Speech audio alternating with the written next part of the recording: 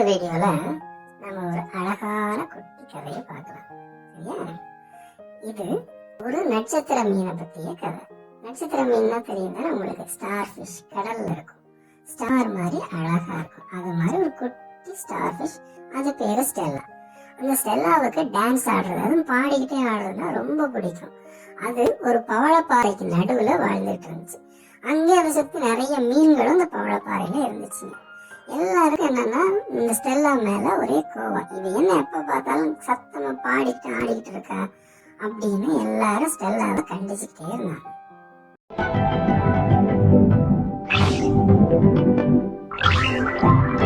ஒரு நாள் திடீர்னு ஸ்டெல்லா பாடிட்டே இருக்கும்போது ஒரு கருப்பு நிழல் மேல வந்துச்சு.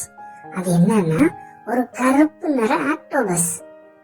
அந்த ஆக்டோபஸ பார்த்தோன்னே அந்த கோரல் ரீஃப், அந்த பவளப்பாறையில இருக்குல்ல, அது மொத்தமும் அப்படியே அமைதி ஆயிடுச்சு.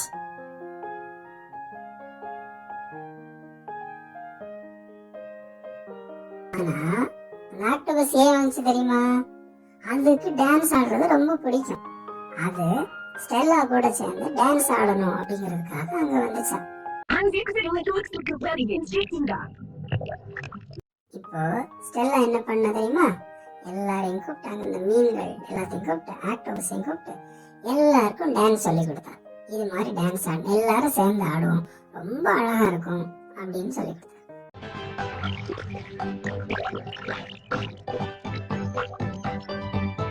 எல்லாரும் சேர்ந்து டான்ஸ் கத்துக்கிட்டு டான்ஸ் ஆடினாங்க.